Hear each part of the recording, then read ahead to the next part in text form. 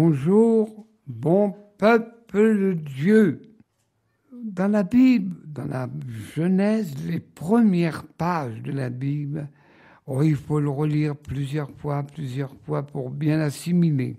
Cependant, quand Dieu créa l'ensemble de la nature, comme on dit, l'univers, soyons plus près, la création, il prépara le beau jardin d'Éden, toutes sortes de végétation, d'animaux.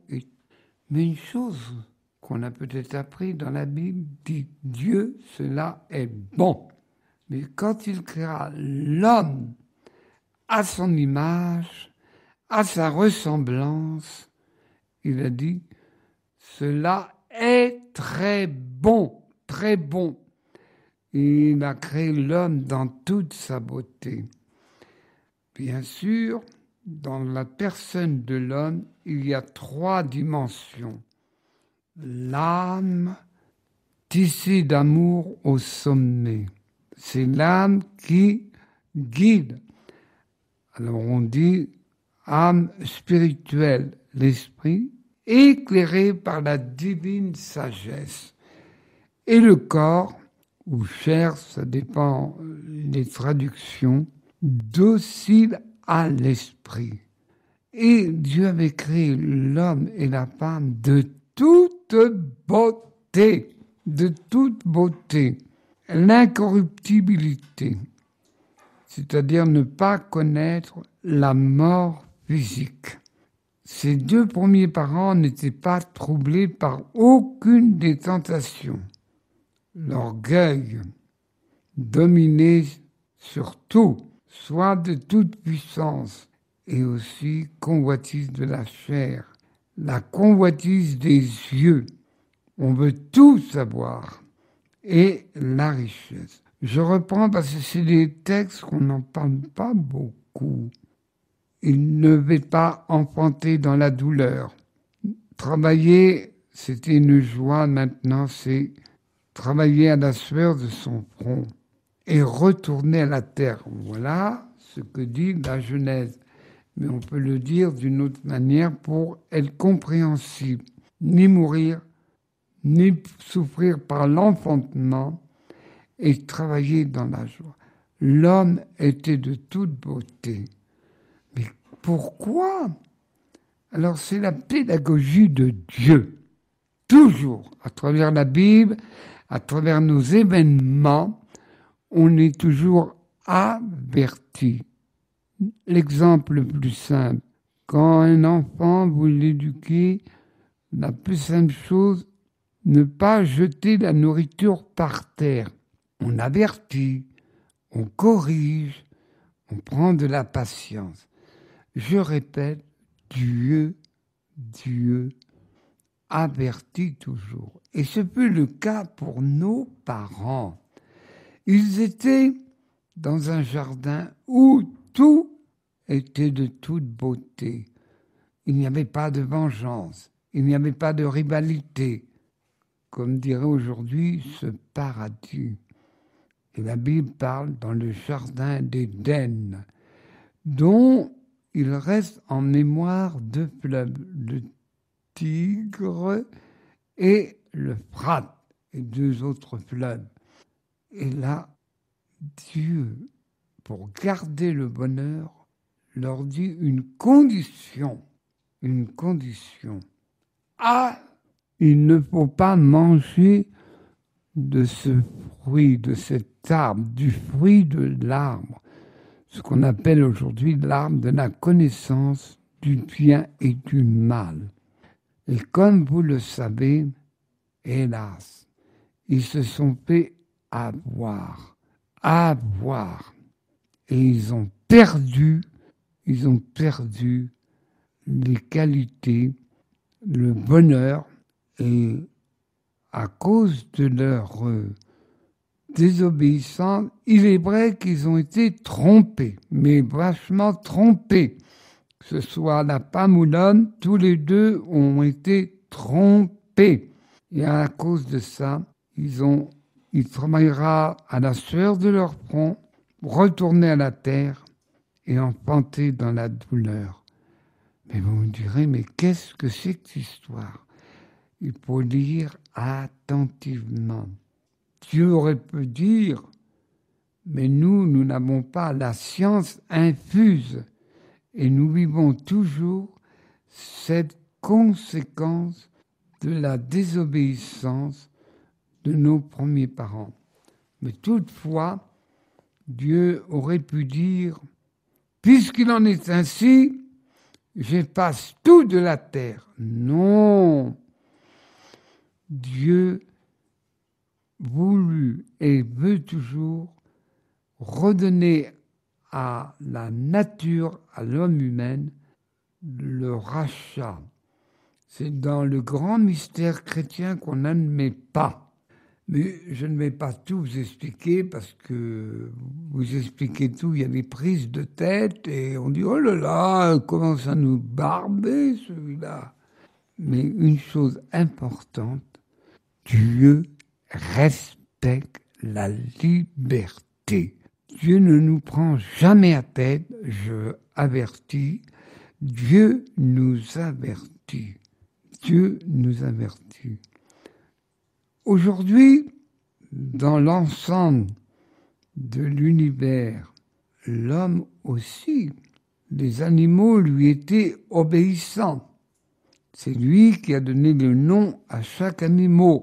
Et en plus, l'animal n'avait aucune vengeance. Ils étaient en admiration à l'obéissance de l'homme. Aucun animal n'était cruel.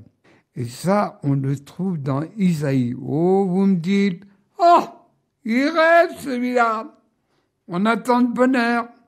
Ah oui, c'est grand mystère de Dieu.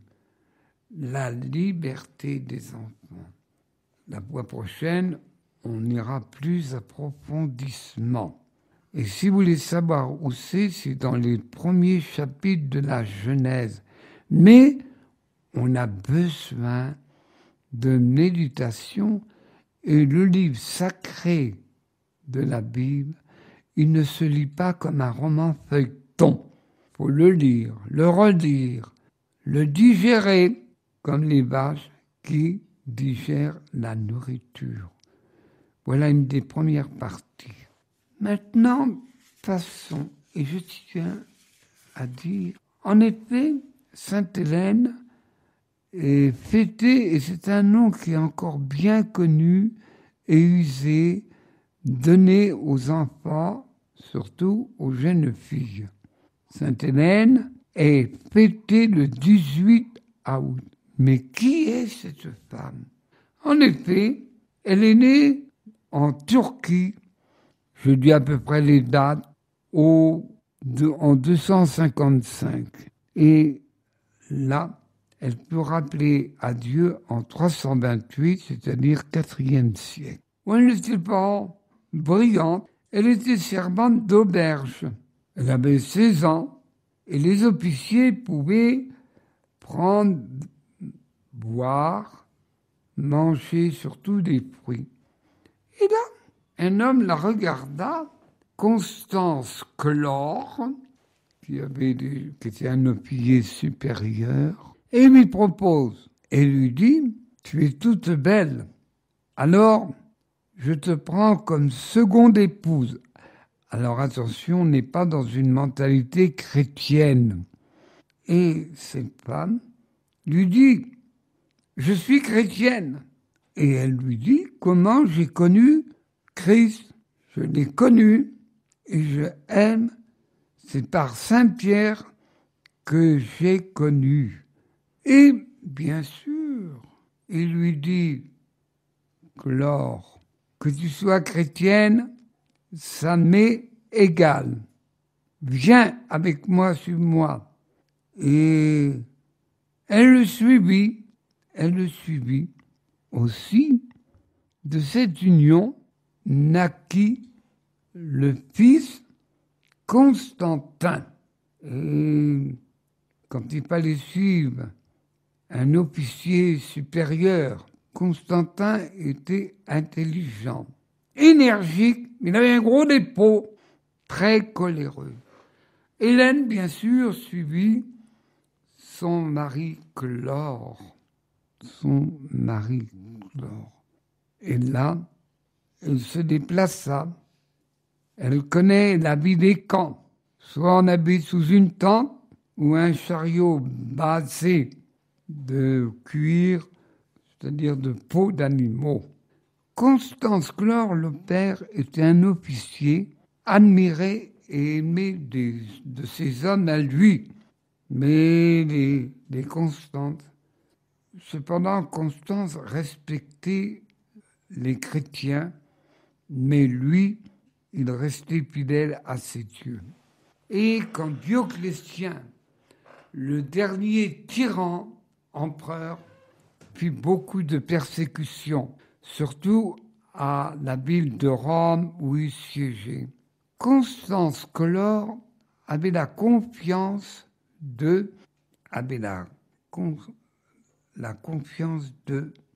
Dioclétien. Et même, il devint un empereur dont il avait la Gaule, la Belgique, la Bretagne, ce qu'on appelle aujourd'hui la Grande-Bretagne.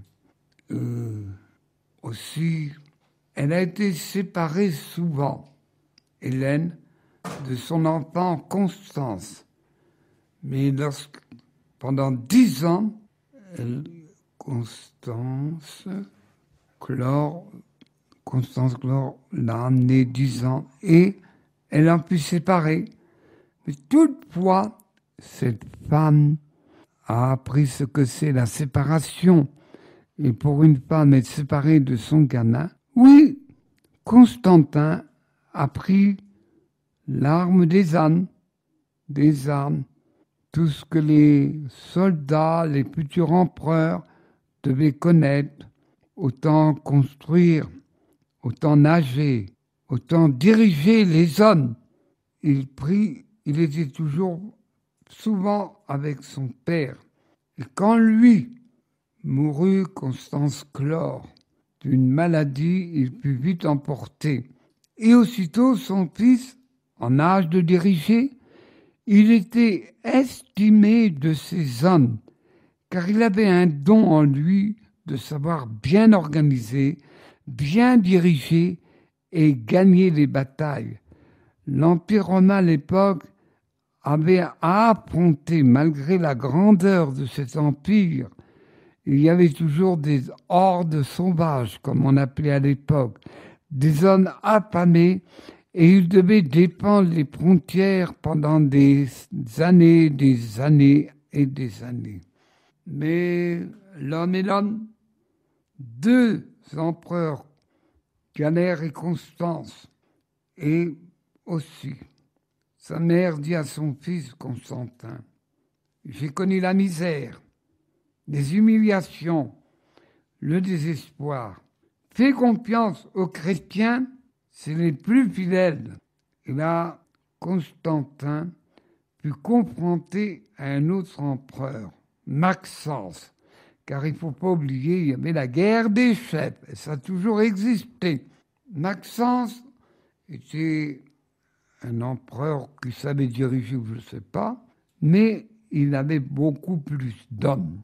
Cependant, sa mère l'avait bien conseillé, lui a appris les valeurs chrétiennes, mais j'ai un nom plus petit. Et alors il lui a apparu le Christ à Constantin et il lui fit voir le signe des chrétiens, par ce signe tu vaincras. Et pourtant tout l'élément militaire faisait qu'il ne pouvait gagner cette guerre. Et c'est très connu au pont Milvius, pas loin de Rome, il fut le vainqueur. Et là, il fut mettre sous les boucliers le signe des chrétiens. Et on l'apprend en histoire, qu'on soit d'accord ou pas d'accord. Et par l'édit de Milan, eh bien, il permit que les chrétiens pouvait célébrer le saint mystère de la messe, comme on dit aujourd'hui, sans pouvoir se cacher dans des souterrains ou des galeries pour célébrer les saints mystères. Il n'empêche que il ne faut pas aussi que si Constantin n'est pas saint dans l'Église, c'était un homme qui a compris par le signe qu'il a eu dans le ciel de cette croix. Il est vrai qu'il est porté par sa mère. Et sa mère l'a influencé, car les mères influencent beaucoup, qu'on veuille ou qu'on veuille pas. Constantin fut le protecteur des faibles et même interdit les meurtres des esclaves, car à l'époque, les empereurs comme les officiers, les tribuns militaires avaient droit de vie et de mort sur les esclaves, tous ceux qui étaient sous ses ordres. Oh, je suppose que ça n'a pas dû se faire du jour au lendemain. Et là, elle, bien sûr, son piston qui fut empereur, il avait un concurrent, Licinius, car l'Empire était si grand pour gouverner qu'il fallait les deux. Mais Licinius continuait les persécutions. Cependant, par une bataille, Licinius fut tué lors d'une bataille. Et elle fut reine, impératrice, chrétienne comme elle est, eh bien, elle a fait faire construire la première église à Rome, Saint-Jean de Latran. Et il fit faire beaucoup d'églises. Tous les soldats ne se sont pas convertis du jour au lendemain. Et elle, pour résumer, elle put appeler à Jérusalem. L'évêque Macaire dit, vous faites construire des églises, mais il serait bon que vous faites des églises où le Christ est né à Bethléem, où il est mort au mont Sion, où il est ressuscité pas loin du mont Sion du Calvaire. Et elle fit construire ces édifices. On est étonné de l'âge. Malgré ses 80 ans, elle était aimée du peuple, car elle a secouru beaucoup d'indigents, beaucoup de malheureux. Aussi, elle mourut en Serbie, car à l'époque, il ne faut pas oublier, ils ne restaient pas dans leur palais, ils allaient, ils venaient, les voyages étaient longs, mais ils y allaient. Et une chose qui s'est passée à Jérusalem, il y avait des fouilles où le Christ avait été cloué sur la croix avec 2 bandits, qu'on appelait à l'époque deux larrons, et elle a fait retrouver des croix. Elle a vu des restes, et ces 3 croix, ensevelies par un monceau de terre, de remblais, de caillasses.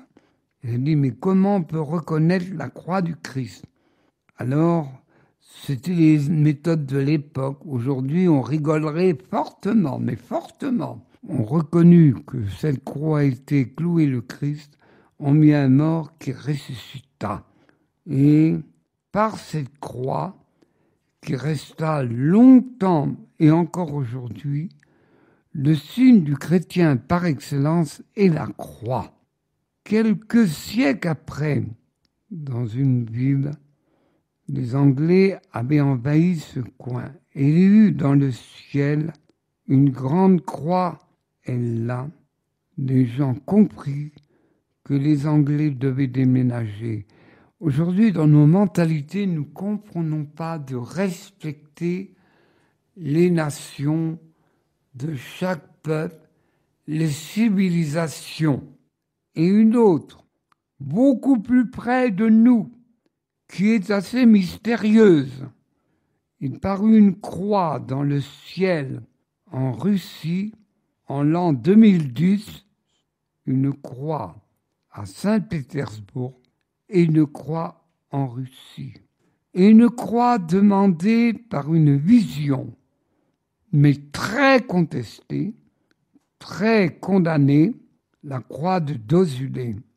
Mais toujours est-il, le chrétien a fait ce signe de croix et nous le faisons sur nous qui nous protège des attaques. Voilà l'histoire vraie de Sainte Hélène et c'est un bien joli prénom. Bon peuple de Dieu, merci, merci et que Dieu vous donne santé, joie et force dans les difficultés comme Sainte Hélène, cette mère admirable.